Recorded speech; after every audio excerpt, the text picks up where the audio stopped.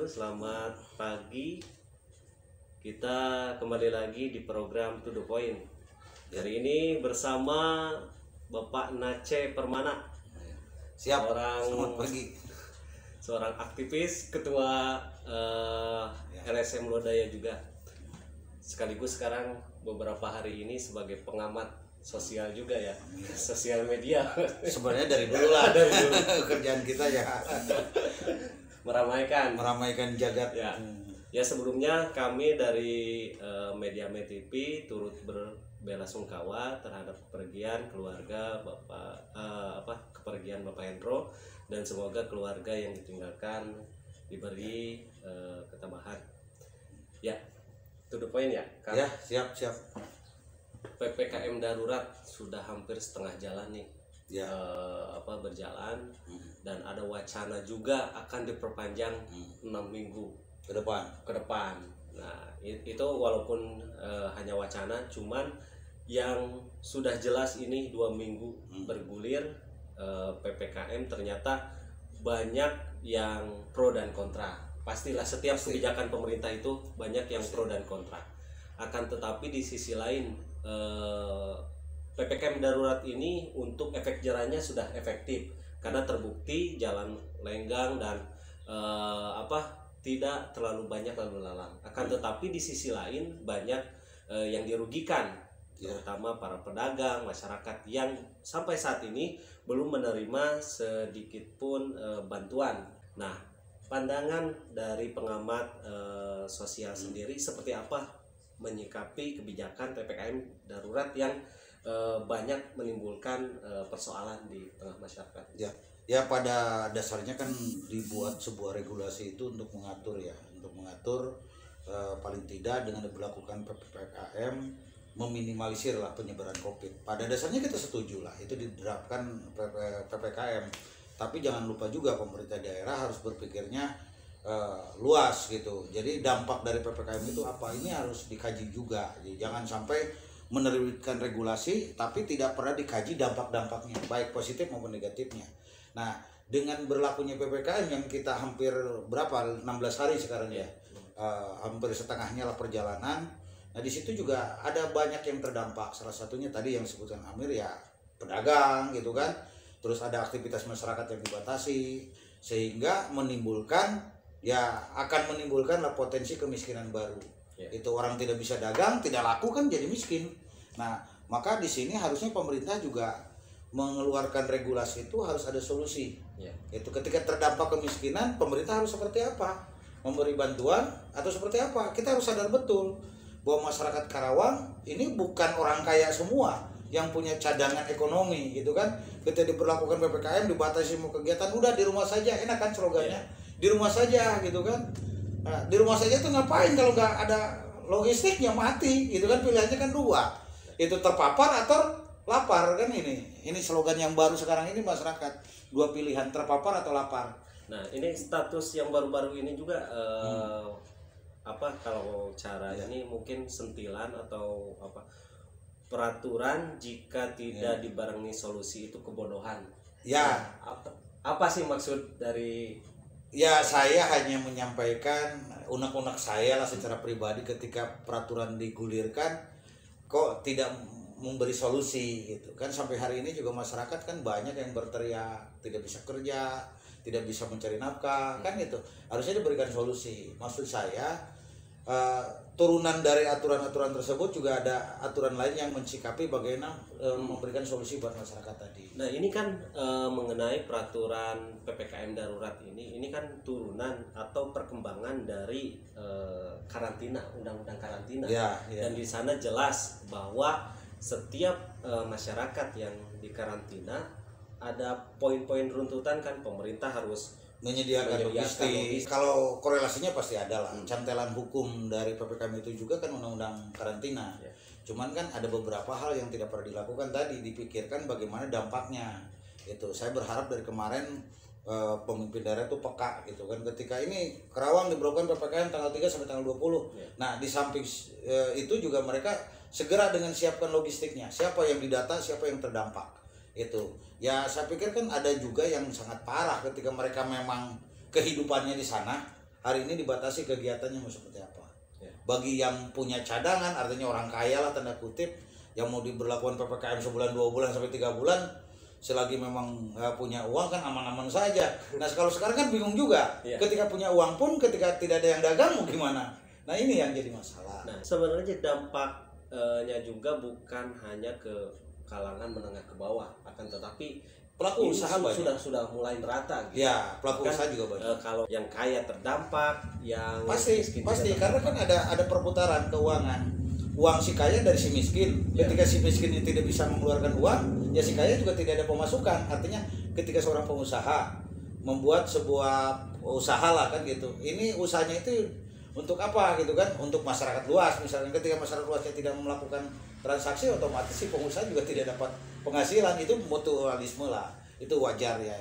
Artinya memang bukan hanya terdampak itu menengah ke bawah, tapi yang atas pun sudah mulai terdampak karena banyak aktivitas sektor-sektor tertentu yang dibatasi kegiatannya.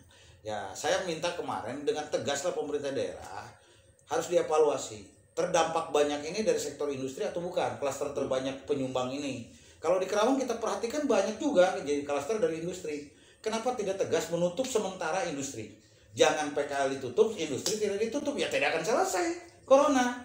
Lucu ya, angkringannya ditutup, pinggir jalan PKL dibatasi gitu kan, tidak boleh lewat, tidak boleh ada aktivitas, industrinya tidak ditutup. Sementara di kegiatan industri itu banyak orang berkerumun, satu bis juga full kan gitu. Yang lebih lucu lagi, masyarakat itu dibatasi kegiatannya, kerumunnya dibatasi, satgasnya berkerumun. Nah sekarang kita perhatikan satgas, kalau melakukan patroli, itu kan abring-abringan, gitu kan, abring-abringan, berkerumun, kadang-kadang mereka dalam posisi penyekatan menimbul kerumunan baru kan, orang dibatasi kegiatan, disekat oleh petugas satgas, terjadi kerumunan. Belum tahu batasan kerumunan itu seperti apa, yang disebut kerumunan itu seperti apa itu kan masih definisinya masih luas. Tapi hari ini kan orang ketika ada berkerumun langsung bubarin gitu kan, sementara petugasnya juga berkerumun juga. Sampai kemarin di Karawang diberlakukan pemadaman listrik, udah begitu gentingnya negara Karawang ini gitu kan, Kabupaten Karawang ini. Korelasinya apa listrik dengan Covid? Gitu. Tolong dong kalau ada kebijakan tuh ada korelasinya. Kecuali Covid itu menyebar dengan sinar listrik, sinar neon gitu, lampu, bolehlah dimatiin. Ini kan nggak ada korelasinya. Itu. Saya pikir gini, aktivitas ekonominya tetap jalan, yang dikurangi itu kerumunannya. Jadi kalau petugas patroli juga melakukan kebijakan lah, artinya ketika suatu area pasar terjadi kerumunan, itu yang harus dipecah kerumunan itu. Jangan pedagangnya yang ditutup. Ini juga kan mudah-mudahan di Karawang tidak terjadi. Kalau di luar Karawang kan beritanya luar biasa, sampai ditendang-tendang, kursinya sampai ibu hamil ditempeleng, disiram seperti apa, itu udah kayak apa ya, kita sepertinya kita dijajah oleh bangsa sendiri gitu.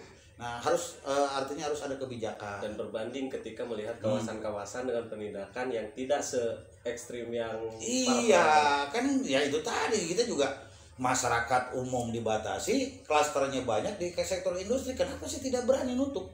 Udah 3 bulan tutup gitu kan, pedagang didenda ya memang berbicara global, bukan hanya di Karawang, tapi PPKM ini kan diterapkan di semua daerah termasuk di Karawang. Betul. Nah, jika terjadi juga di Karawang, perbandingannya ini kan pedagang ada yang didenda, tindak tegas dengan harus membayar 5 juta, sedangkan untuk kawasan sendiri ada yang cuma didenda 15 juta. Apakah ya tidak adil lah, hanya orang cari makan sesuap nasi gitu kan, untungnya hanya 10-20 ribu, didendanya 5 juta.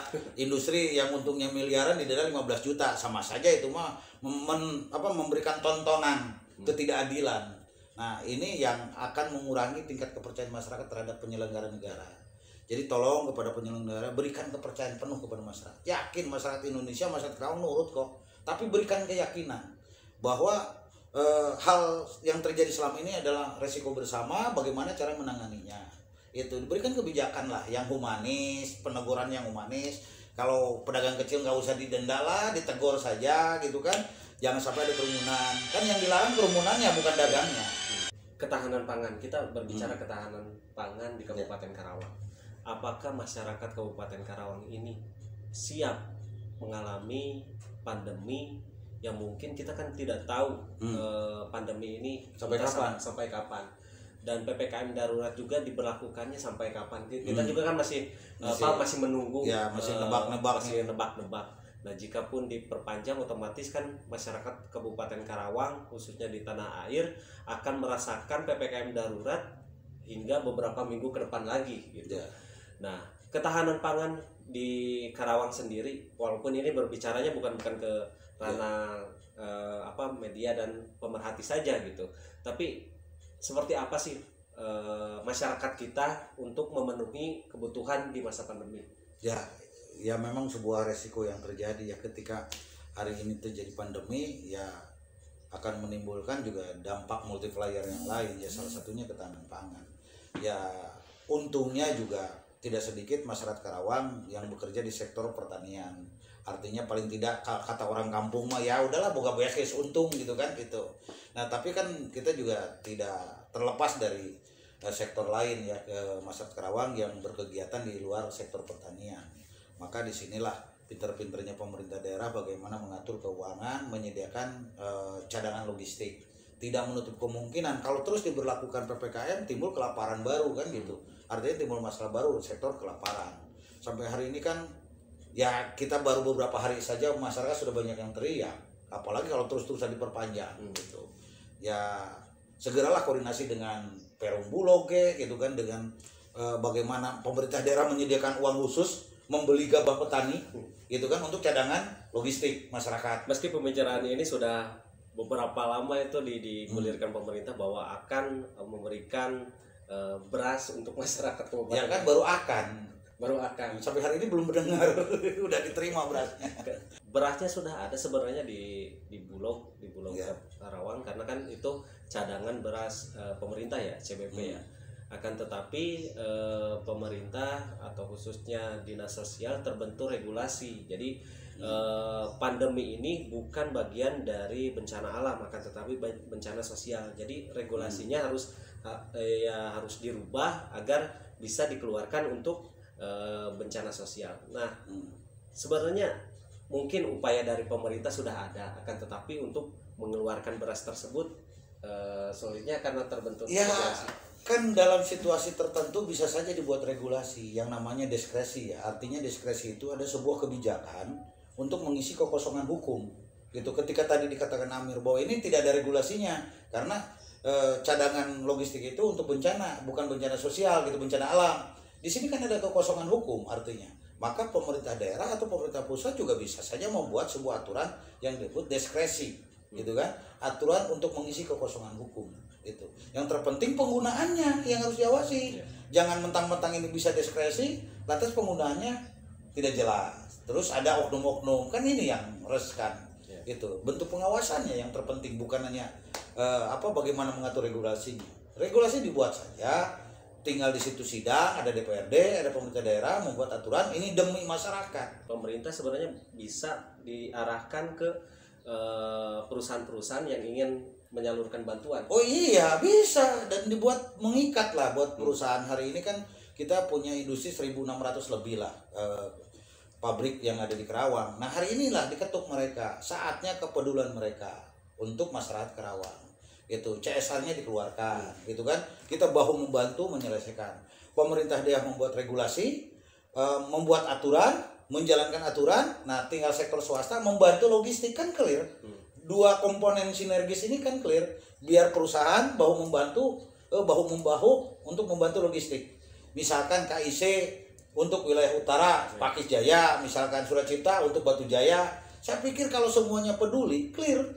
Yang tidak clear itu mereka acuh tak acuh, itu tidak peduli ya tidak akan clear. Sebenarnya bantuan dari perusahaan sudah ada, tapi berbentuk peti mati. Ya lucu juga, kesannya kita kan sudah menyediakan payung sebelum hujan, ini menyediakan peti mati sebelum meninggal. Ya saya pikir terlalu diseramkan lah. Betul kita butuh itu, tapi ya kenapa sih tidak berbentuk logistik gitu kan? Kalau itu nunggu mati, kenapa tidak dibuat orang tidak mati? Harusnya berpikir rasional ke sana. Bantuan itu membuat orang supaya tidak mati, walaupun meninggal itu takdir ya. Jadi jangan membuat orang menyiapkan untuk kematiannya. Dan masyarakat juga sebenarnya kalau misalnya ditanya mau meninggal karena apa, pasti tidak akan mau nih. Ya tidak akan ada mau, terutama COVID. muslim ya. Ya. Terutama kita lah sebagai muslim nggak mau meninggal pakai peti mati. Ya. Karena bukan budaya kita, bukan apa ya kebiasaan kita gitu. Tapi sebenarnya bisa kan diarahkan bantuan tersebut kalau misalnya ada perusahaan yang sama ingin membantu pemerintah, akan tetapi dengan bantuan peti mati sebenarnya pemerintah bisa dialihkan ke yang sektor lain. lainnya bisa saja, cuman kan kita lucu lah mendengar berita tadi perusahaan ini kan lagi bermasalah, tidak bisa nambang, kok kesannya nyogok pakai peti mati gitu. Itu jadi kesannya ingin peduli kemanusiaan, padahal satu sisi dia juga melanggar aturan gitu. Harusnya pemerintah bukan serta-merta menerima bantuan, karena kenapa? Kalau serta-merta menerima bantuan otomatis ada kepentingan. Nah kepentingan ini yang sangat berbahaya, terutama untuk masyarakat luas. Itu selektif lah, dan itu ke ya dipublikasi ke depan bahwa ini bantuan peti mati dari perusahaan X gitu kan. Padahal perusahaan X ini bermasalah, pernah disegel oleh Kabupaten Karawang, walaupun segelnya tetap jalan gitu kan, tidak ada lagi tindakan, kesannya kan kepura-puraan. Hari ini dipublikasikan nih perusahaan ini udah peduli ke kami, peduli ke orang Karawang. Ya kan jadi kayak kalau di Karawang ini kayak tontonan Tunil gitu. Kalau Tunil itu apalah, lenong lah kalau di Betawi itu. Banyak sih yang terjadi di masa-masa pandemi di Kabupaten Karawang, bukan hanya tadi kurangnya kebutuhan pokok untuk masyarakat, dan dari sektor kesehatan juga, penanganan kesehatan juga banyak masyarakat yang mengeluhkan tidak adanya perhatian ketika mereka mengalami atau di situasi isolasi mandiri, kekurangan obat, bahkan yang baru ini toko publik ya di Karawang sampai disodorin angka yang sekian juta untuk swab PCR, yang dikatakan bahwa kan untuk COVID-19 ini sudah ditanggung pembiayaan sama pemerintah. Nah, melihat situasi seperti ini termasuk di penanganan kesehatan seperti apa sih? Ya kalau dilihat penanganannya kan ini ya seakan-akan berjalan apa adanya lah. Kan seperti itu. Kan lucu juga ketika orang diisolasi besoknya disodorin kwitansi udah mah sakit gitu kan. Sodorin ini padahal pemerintah sudah menggembur-gemburkan bahwa setiap penanganan Covid ini ditanggung oleh pemerintah. Nah, yang saya perhatikan di sini juga ada kelengahan dari pemerintah daerah, terutama orang-orang yang melakukan isolasi mandiri ya. Harusnya membentuk tim dokter visit ke rumah gitu kan. Itu jadi dibuatkan tim, didata oleh pemerintah desa siapa yang isolasi mandiri, itu ada kunjungan dokter tiap pagi keliling gitu. Nah, kalau saya lihat ini ada juga inisiatif dari pihak swasta. Pihak swasta, kumpulan dokter melakukan visit seperti tadi. Tapi ya tadi resikonya kan masyarakat keluar biaya. Nah, dengan kasus teman kita ini ya lucu lah kalau kami ya jangan sampai membuat sebuah kegaduhan lah gitu kan. Pihak kesehatan ini jangan memanfaatkan situasi gitu kan. Tolong sama-sama kita dengan hati, dengan nurani sama-sama menyelesaikan Covid ini. Itu jangan orang sakit disodorin kwitansi ya nama sakit nantinya. Siap. Banyak juga kayak yang isoma ini, masyarakat yang isoma ini ya tadi kekurangan obat-obatan, bahkan balik lagi mereka harus mengeluarkan biaya sendiri untuk isolasi mandiri. Kita kan sudah dipusingkan bahwa isoma 2 minggu otomatis kan banyak beban, dari mulai kesehatan, obatnya, terus alat kesehatannya, yang tadi kebutuhan pokoknya. Nah, sebenarnya anggaran pemerintah ini ada apa enggak? Kalau misalnya melihat dari rentetan yang tadi gitu, seolah-olah kita kekurangan uang gitu. Ya inilah dibutuhkan transparansi. Harusnya pemerintah daerah itu update ya, memflor ke masyarakat. Inilah rincian kepembiayaan penanganan Covid. Misalkan bulan ini akhir bulan disampaikan ke masyarakat. Nah, ketika ada penggunaan anggaran oleh pemerintah ini, oleh Satgas ini, jadi terpublikasi, masyarakat bisa tahu. Kalau hari ini kan abu-abu, jadi kita tidak pernah tahu. Dulu pernah ramai ada cashback hotel gitu kan. Sekarang ada lagi teman kita yang ini kok isolasi tapi dirembes, ada juga tagihan kan gitu. Nah, ini kan karena ketidaktransparan. Harusnya transparan. Jangan sampai memanfaatkan situasi Covid ini dengan kepentingan-kepentingan pribadi. Transparan sajalah, apalagi kan dengan keuangan pemerintah daerah ini kan terbatas ya. Kemarin banyak kegiatan reko pusing, artinya ya reko kembali pusing gitu kan, eko kembali pusing lah itu. Jadi kegiatan-kegiatan. Tapi jadi reko pusingnya. Ya harus jadi. Harus jadi. Jadi pusingnya. Itu sektor lainnya harusnya dibangun, tidak dibangun digiring ke kegiatan Covid. Nah di sini perlu Satgas transparan penggunaan anggaran. Gitu. Baik, mungkin terakhir kita kan kalau misalnya berbicara kekurangan atau kritik kepada pemerintah, mungkin banyak yang harus dituangkan juga, itu sebagai masukan juga. Tapi balik lagi, ada nggak solusi yang mungkin akan disampaikan kepada pemerintah bahwa penanganan yang baik untuk mengatasi pandemi ini loh yang baik untuk dilakukan kepada masyarakat, atau ini yang seharusnya dievaluasi, apa aja kira-kira yang ya banyak hal ya yang harus kita kritisi lah terkait itu. Jadi harus dipisah kelompok-kelompok masyarakat mana gitu kan, antara misalnya selatan dan utara kan beda karakter. Perlu edukasi, yang terpenting masyarakat diberikan edukasi. Itu Satgas ya, dibentuk Satgas sampai tingkat desa itu keliling door to door memberikan wawasan. Tuh ini loh bahaya Covid gitu kan. Nah, ketika masyarakat menyampaikan, "Pak, saya siap di rumah." Gitu kan, tapi tolong bagaimana kehidupan saya, anak sekolah saya. Nah, harusnya berpikir ke sana. Sekarang kan mulai tahun ajaran baru, bikin statement saja pemerintah daerah, gratiskan semua biaya sekolah, kan clear. Jadi orang tidak dipusingkan dengan Covid, dipusingkan dengan biaya sekolah. Itu bikin statement semua sekolah gratis, tidak ada iuran. Itu terus kegiatan-kegiatan lain, misalkan pedagang hari ini boleh dagang tapi tidak menampung orang berkerumun, gitu. Dibuatkan regulasinya, jangan sampai membunuh tikus, lumbungnya yang dibakar. Itu mencegah kerumunan, pedagangnya yang dimatikan, itu salah. Itu ditindaknya supaya tidak ada kerumunan. Itu ya, terus sektor-sektor lain lah. Tadi ya saya kembali ke penegasan. Yang saya kritisi ini kok tidak tegas menindak sektor industri, itu aja. Itu kalau tegas menindak sektor industri ya minimal meminimalisir klaster industri. Rata-rata kalau saya perhatikan hari ini yang terpapar karyawan-karyawan industri. Itu. Nah, harus dilakukan itulah. Baik. Terima kasih atas waktunya Pak Nace, atau biasa disapa juga Kang Nace. Karena kan orang Sunda. Nah, saya orang Sunda. Orang Sunda. Orang Leuweung. Baik pemirsa, sekian obrolan kami di To The Point kali ini. Saya Amirullah Abdul Aziz beserta kru yang bertugas undur pamit. Wassalamualaikum warahmatullahi wabarakatuh. Atur nuhun Kang Nace.